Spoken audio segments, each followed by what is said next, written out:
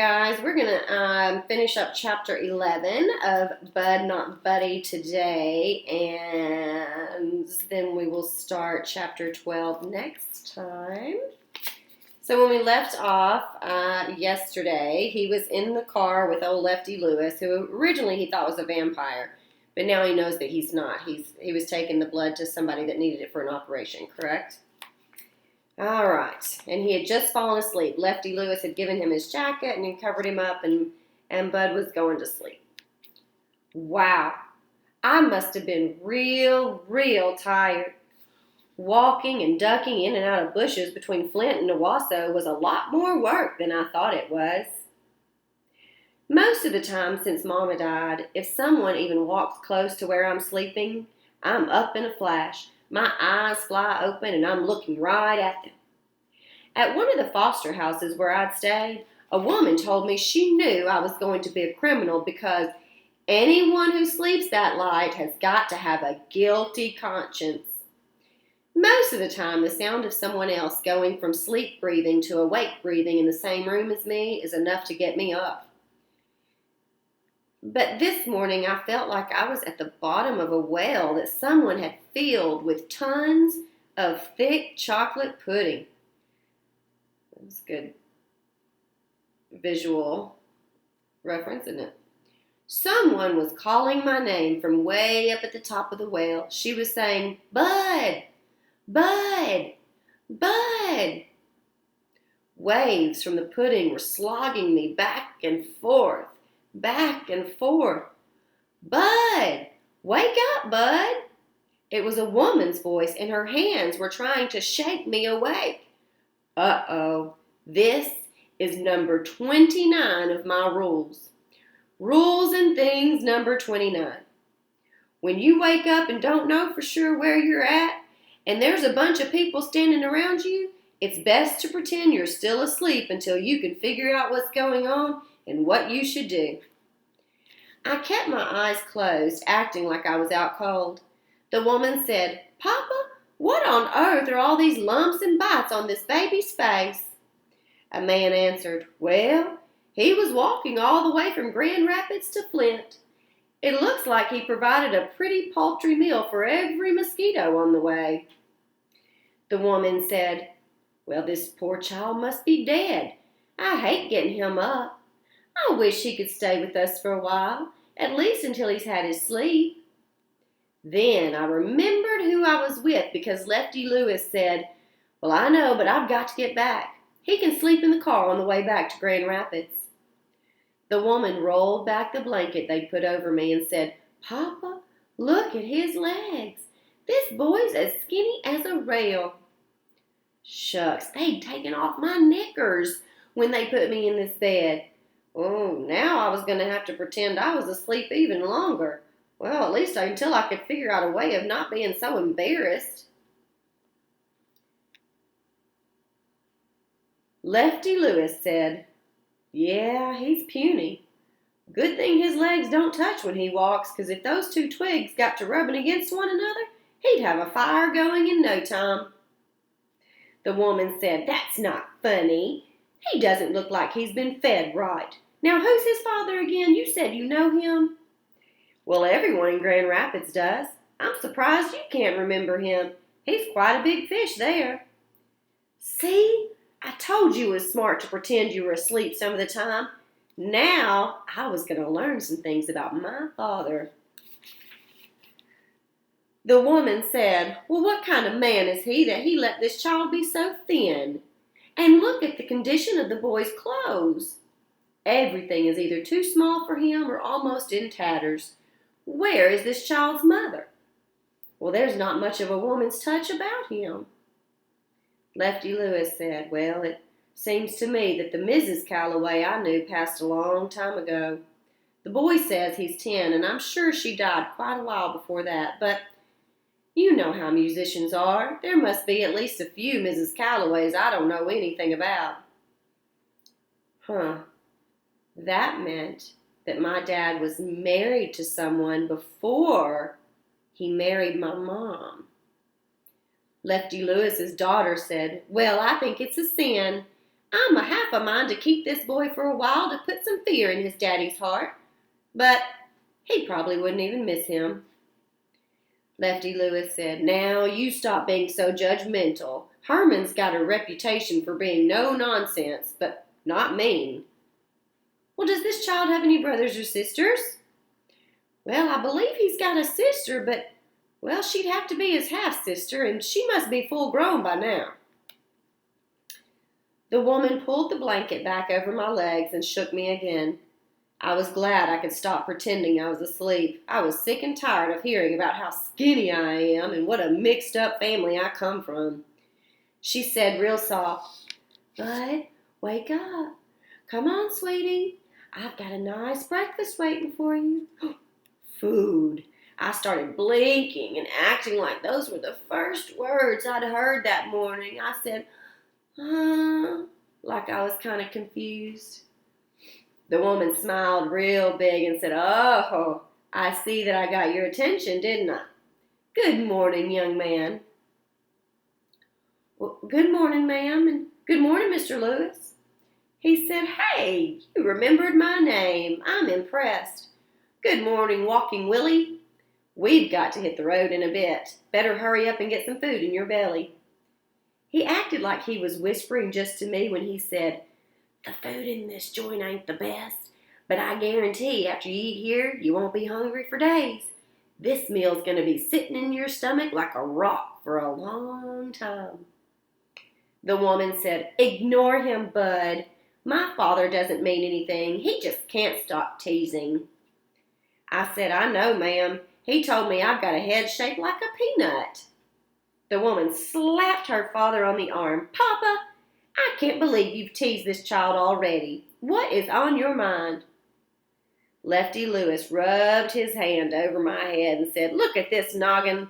I rest my case. Boy looks like one of George Washington Carver's experiments, sprouted legs and run off. Are you sure you're not from Tuskegee, Alabama, Bud?" I said, "No, sir." The woman sucked in her lower lip and swallowed a smile before she said, "See, Bud, he can't help himself. But he really doesn't mean anything, do you, Papa?" The way she asked that, you'd have to be pretty stupid not to know how to answer her. Lefty Lewis said, "Not a thing. It's just that you—" His daughter spoke up. "My name is Mrs. Sleep, Bud." "Well, pleased to meet you, ma'am. Now, while you wash up, I'm going to go get some clothes that my boy outgrew a while ago. Barely been used. So when you get dressed, you come on down and we'll eat. You chose a great day to visit. We're having a very special breakfast today. Pancakes, sausages, and toast, and a big glass of orange juice. You can meet Scott and Kim, too. How's that sound?" "Well, that sounds real good, ma'am. Thank you very much." "Well, don't mention it. It's a pleasure to have such a well-mannered young visitor." Mrs. Sleet and Lefty Lewis left the room. As soon as they were a little bit down the hall, I could hear her start in on scolding her father again. "I just can't believe it. You know, Mama was right about you." All I could hear next was him mumbling some answer and then her slapping his arm again. After I got out of the bathroom, I saw that Mrs. Sleet had put some clean clothes on the bed. My old clothes were gone, all except for my drawers, which I hadn't taken off. She'd even put clean drawers out for me, so when I put them on, I stuck my old ones down in the pocket of my new pants. I could ditch them when I got to Grand Rapids. It's too embarrassing to have strangers look at your dirty drawers, even if the stranger is as nice as Mrs. Sleet. The new clothes were just a little bit too big, but they were long pants and not knickers, so I didn't care. I rolled cuffs into the pants and sleeves, and, well, they fit pretty doggone good. Man, my first pair of trousers. I let my nose lead me down to where the smell of pancakes and toast was coming from. The Sleets had a room for eating, and it had a great big table right in the middle of it. The first thing I noticed was a huge pile of pancakes sitting on a blue and white plate on top of the table. Lefty Lewis was sitting with Mrs. Sleet's kids. The little girl had a big smile, and the boy was looking at me kind of hard. It wasn't one of those put up your dukes looks. It was just a look like one dog gives another dog that might be passing through his neighborhood. Lefty Lewis said, Bud, these two worrisome midgets are my favorite grandkids. Kim is my favorite granddaughter, and Scott is my favorite grandson. Of course, they're my only grandkids, so in fairness, you'd have to say they're also my least favorite grandkids. These two kids had had a lot of practice being around their teasing old granddad because they didn't pay him no mind at all. I said, Hi, my name is Bud, not Buddy. The little girl said, Well, that's a strange name, Bud, not Buddy. And even though she was kind of young and scrawny to be teasing folks, I could tell that that was exactly what she was doing. Lefty Lewis laughed and said, That's my girl. And then he went into the kitchen. Scott looked up to make sure the grown folks weren't around and said, You really run away from home? I had to stop and think. It's one thing to lie to a grown-up. Most times adults want to hear something that lets them take their attention off you and put it on something else. That makes it easy and not too bad to lie to them. You're really just giving them what they want. It's different, though, when you lie to another kid. Most times, kids really do want to know what they're asking you.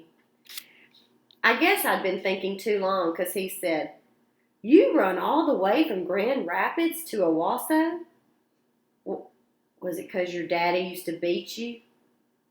I could answer that with the swear for God truth. Shucks, my daddy never laid a hand on me in his life.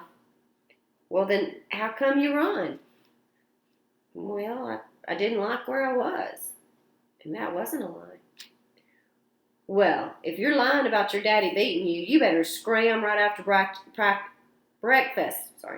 Because my Gramps is taking you straight back home. No, my daddy never laid a hand on me. The little girl said, Scott, you talk too much. Let him sit down. Then she told me, Mama's going to be bringing the sausages in a minute. You like sausages? Uh-huh. Well, I'd never actually had sausages before, but if that was what was making the house smell so good, I was going to love it. Kim said, Good, because my grandpa brought them all the way from Grand Rapids. He always brings us good food, and we're going to share it with you because Mama says you're our special guest, and we have to treat you nice. Am I being nice? Well, so far. Good. I'll make a deal with you. Uh-oh. What kind of deal? Well, I'll sing a song that I made up all by myself, and when I'm done, I get to ask you one question, and you have to answer, and cross your heart you'll tell the truth. This didn't sound too bad. Okay, here goes. It took me a very long time to make this song up, so I hope you like it. The boy said, Oh, brother. Kim sang, Mommy says no, Mommy says no. I listen, you don't. Well, ha, ha, ha. The building falls down, the building falls down. You get crushed, I don't. Wah, ha, ha, ha. Boy, that was the worst song I'd ever heard. Kim stood up and bowed like a princess. I clapped my hands together kind of soft under the table. And she said, Well, thank you very much. Scott just shook his head. Kim said, Okay, that's my part of the deal. Now you've got to keep your part and answer any question I ask. Okay. Now, can you tell me how your mother died? Scott's foot kicked her under the table. I said, Well, who told you my mama died? The little girl said, Oops, and stuffed something from her hand into her mouth. Well, my mama got sick, and she died real fast. She didn't feel no pain or no suffering. Kim said, I hope my mother never dies. Scott said, Stupid, everybody's got to die. Kim said, Ooh, I'm telling Mama you called me stupid. He said, You do, and I'll tell her you've got one of those pancakes in the pocket of your dress. Well, that shut her right up.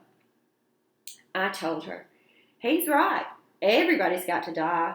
It's not sad unless they do it real slow and they suffer. My mama died so quick and painless that she didn't even have time to close her eyes. She didn't even have time to make a face like she was hurting. Well, both of Lefty Lewis's grandkids looked real surprised at this news. Mrs. Sleet came into the room with another blue plate covered with little round pieces of meat. Those had to be the sausages. She saw the way her kids were looking at me with their mouths half open and said, "Now, you two aren't talking Bud's ear off, are you?" Scott said, "No, Mama, I'm not, but Kim's coming real close to it." Kim said, "I was not. I was just making pleasant conversation." Mrs. Sleet laughed and set the plate on the table right in front of me. Lefty Lewis came out with a big glass jug filled with orange juice and sat down next to me. Mrs. Sleet sat down and said, "Scott and Kim, would you say the grace, please?" Everyone ducked their heads down, and the two kids said, "God is great. God is good. Let us thank Him for our food. Amen."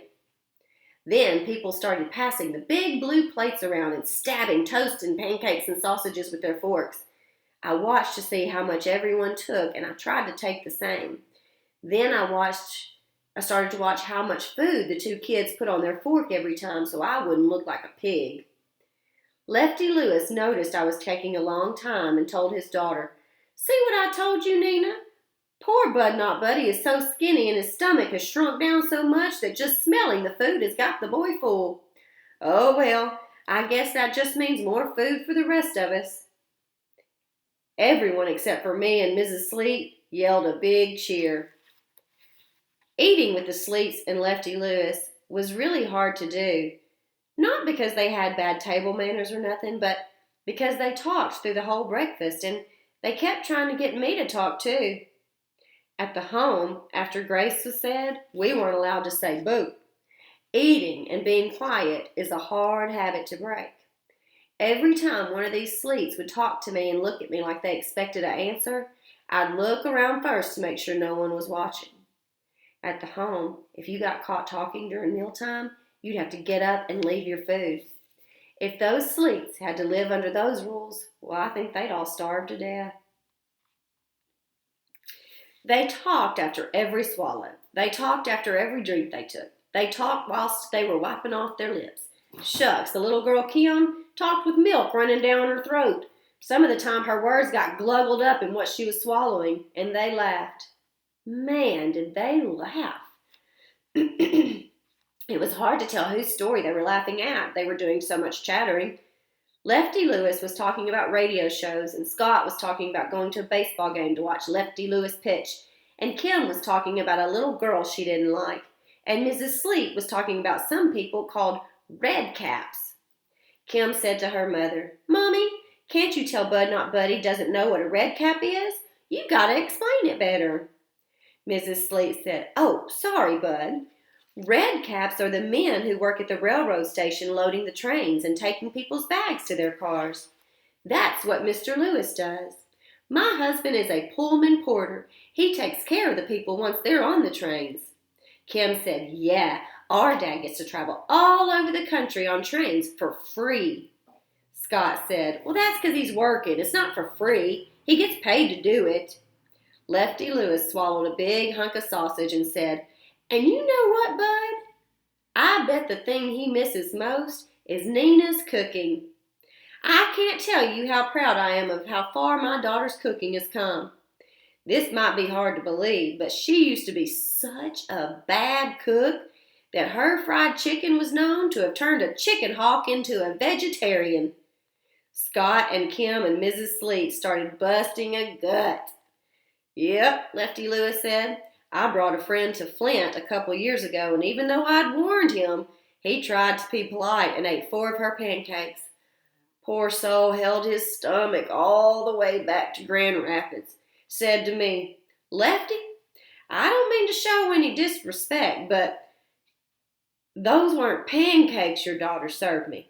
They were pancakes.'"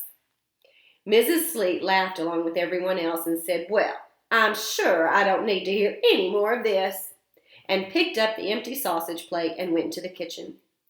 As soon as she got out of the room, Kim whispered, "Quick, Grandpa, tell Bud Not Buddy how many times you had to pull the car over when you two were going back to Grand Rapids so that man could get out and vomit all on the side of the road. Before Lefty Lewis could answer, Mrs. Sleep came out of the kitchen with a big wooden spoon and whopped her father a good lick in the head. Whoa. We probably shouldn't do that to our dads, should we? All right, so there was chapter 11. It looks like Bud Not Buddy has found a family full of friends, huh? And he's got to experience something he'd never experienced before at the breakfast table, didn't he? All right, so we'll start with chapter 12 next time. You guys have a great day.